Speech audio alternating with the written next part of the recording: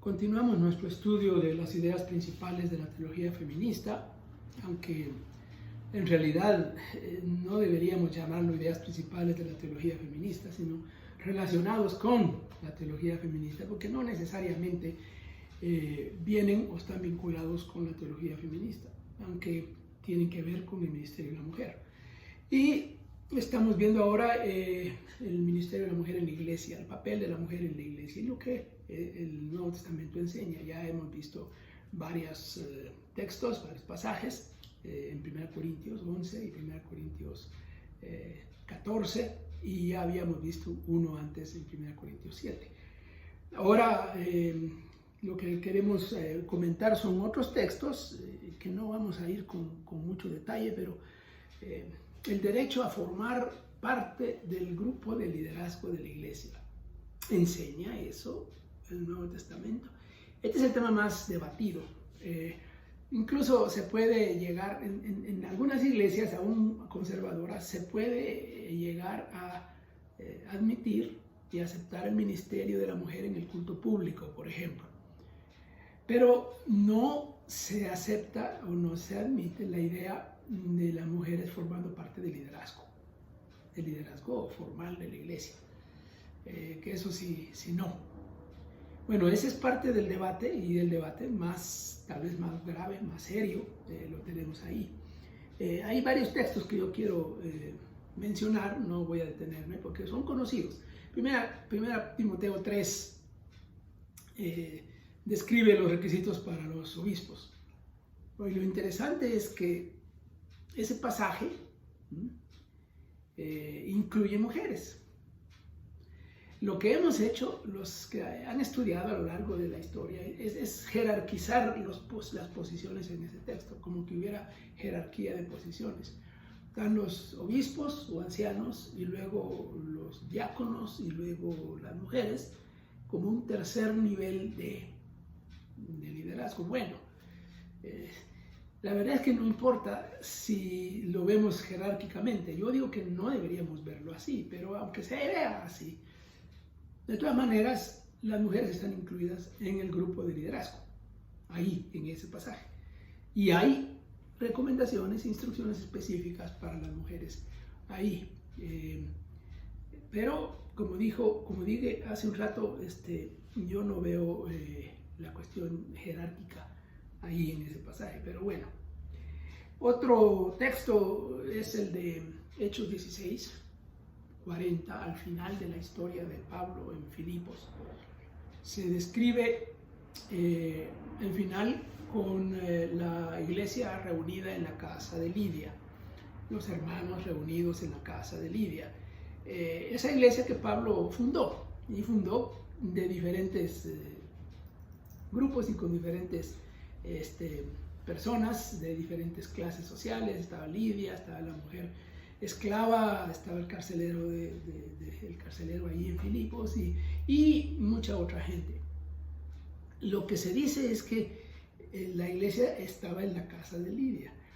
Bueno, los estudios de esa época nos cuentan que normalmente las iglesias se reunían en casas, y quien fungía como líder era el anfitrión. En este caso es anfitriona. Y líder ahí significaba como digamos hoy, el pastor de la iglesia. A Lidia la podríamos llamar la pastora de la iglesia de Filipos. Y es natural pensar en eso, porque obviamente ella tenía las habilidades de liderazgo. Ella era una mujer empresaria con éxito y además muy generosa. Así que es obvio pensar que ella asumía el papel de liderazgo de la iglesia de Filipos. Y eso viene pues de estudios que nos colocan al líder de las iglesias de casa como el anfitrión. Y el otro texto está en Romanos 16, al final, cuando Pablo está despidiéndose, hace saludos y menciona una buena cantidad de personas y una buena cantidad de mujeres ahí. Y vamos a regresar a ese texto más adelante, pero ahora solo quiero mencionar que las mujeres ahí son prominentes. Todas son mencionadas porque tienen alguna alguna distinción en el ministerio, algo han hecho. Pero hay una referencia que ha llamado la atención. En el versículo 7 se habla, voy a leer el versículo, y dice: saludad a Andrónico y a Junias, mis parientes y compañeros de prisión, que se destacan entre los apóstoles y quienes también vinieron a Cristo antes que yo. Bueno, la expresión que llama la atención y que ha sido causa de debate es que Pablo los llama apóstoles a ellos dos. Y esto crea toda una discusión sobre si hay otros apóstoles aparte de los 12 y aparte de Pablo y aparte de Bernabé, a quien se les llama apóstoles. Bueno, y algunos dicen: no, apóstol aquí es simplemente misionero. Entonces son misioneros. Pero la discusión no termina, pues.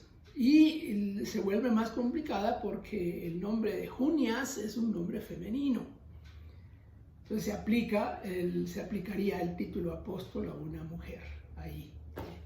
Y si apóstol se entiende como una persona con autoridad o una persona que representa la iglesia, entonces ahí tenemos ya una referencia de alguien en una posición de liderazgo importante en la iglesia primitiva. Bueno, esto con respecto a ese tema. Pero en Hechos 18 tenemos otra cosa que nos ayuda a entender este cuadro, otro ministerio bien concreto, derecho a formar líderes para la iglesia. Esta es la historia de Aquila y Priscila, o Priscila y Aquila, como se llamaba originalmente, y Apolos, un líder de la iglesia, a quien esta pareja lo toman y lo instruyen, le enseñan.